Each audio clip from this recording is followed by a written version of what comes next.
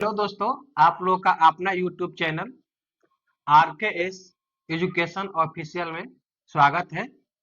हम आशा करते हैं कि आप लोग अच्छे और स्वस्थ होंगे।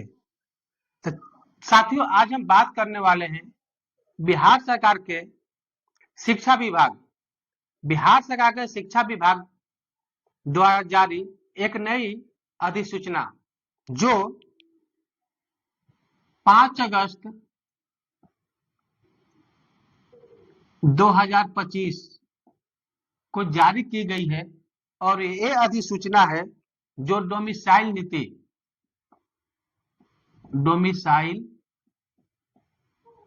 नीति को लेकर जारी किया गया है।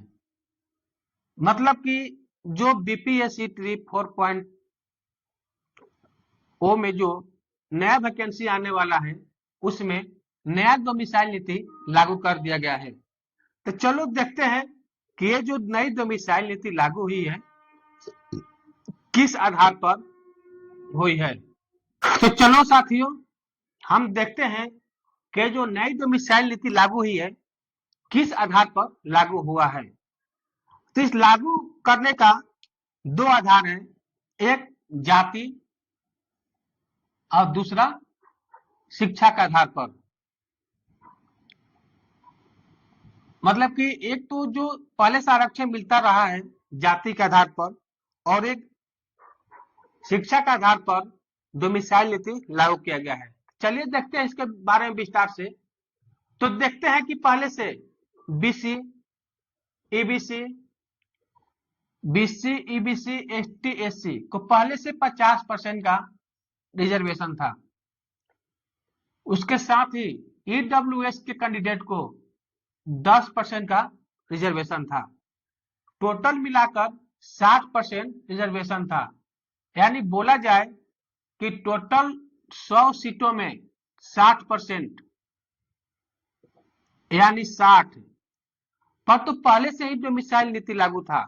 लेकिन जो ये 40% सीटें थी जो जनरल कैटेगरी के अंतर्गत था, इस पर डोमिसाइल नीति लागू नहीं था।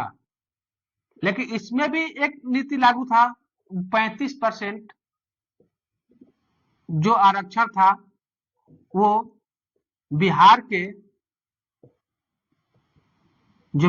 में निवास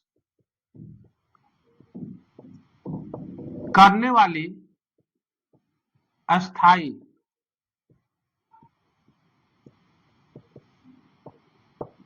महिलाओं के लिए। मतलब कि देखा जाए तो 100 में 60% तो पहले से ईबीसी,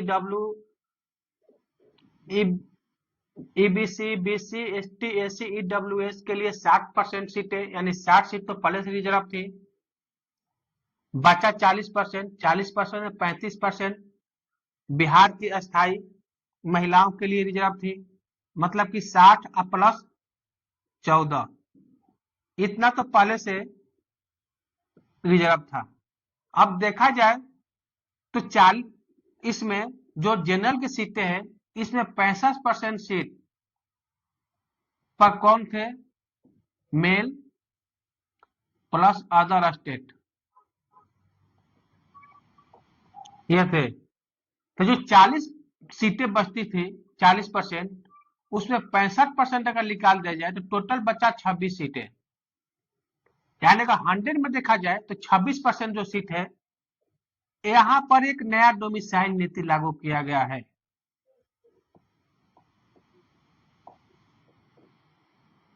डोमिसाइल नीति, और यह जो नीति लागू किया गया है किसके आधार पर लागू किया गया है? शिक्षा के आधार पर।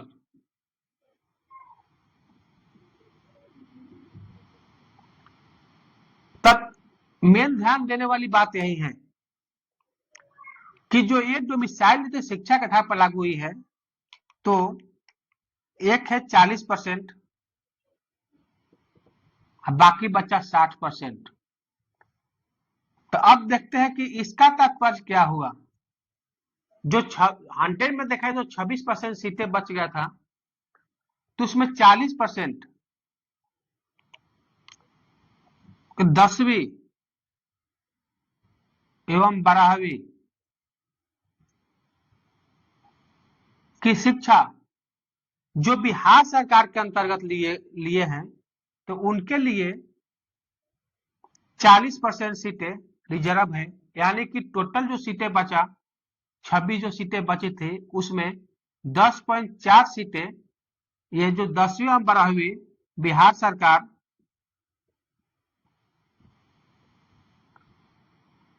के माध्यम से जो किए थे उनके रिजर्व है। बाकी जो 60% ये अदर स्टेट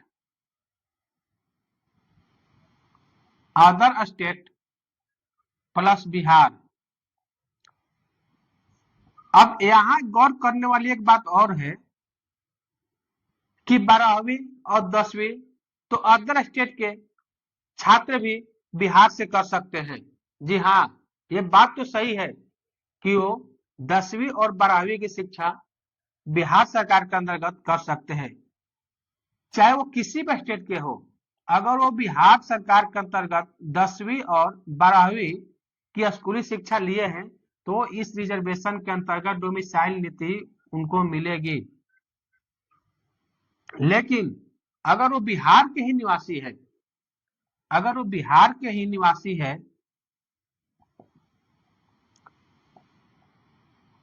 और वो जनरल कैटेगरी में है, बिहार के निवासी है और वो जनरल कैटेगरी में है, मतलब कि इसमें से कोई भी आरक्षण वो नहीं ले रहा है, वो जनरल कैटेगरी में है और उसका स्कूली शिक्षा 10वीं और 12वीं की बिहार से नहीं हुई है तो उसको डोमिसाइल नीति का लाभ नहीं दिया जाएगा। मतलब उसकी जो गिनती होगी, ये जो 15.6% जो सीटें बची है उसमें गिनती किया जाएगा। तो अब देखते हैं टोटल 100 सीटें, 100 सीटें में टोटल देखते हैं कितना हुआ, 60 प्लस 14 प्लस 10.4 मतलब कि 84.4% इस पर डोमिसाइल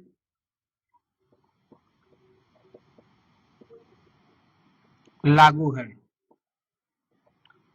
बाकी कितना बचा, 100 में से 84.4 सीटें हम माइनस कर देते हैं परसेंट, तो बचा 15.6%।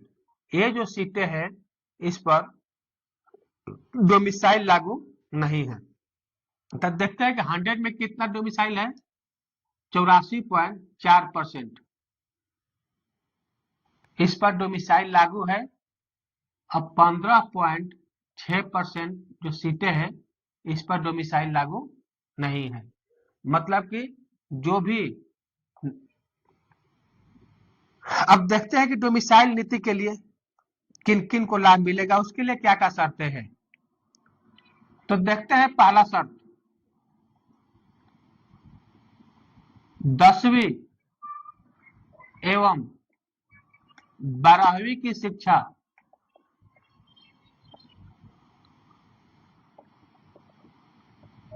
बिहार से होना चाहिए।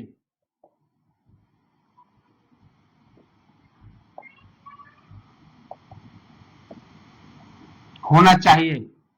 एक किसके लिए है, तो जनरल कैटेगरी के पुरुष या अदर स्टेट।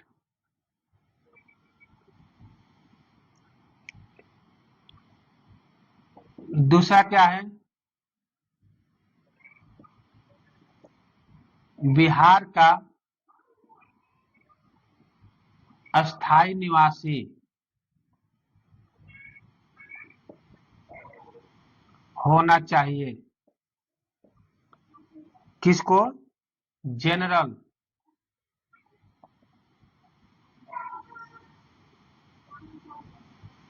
पुरुष को छोड़कर।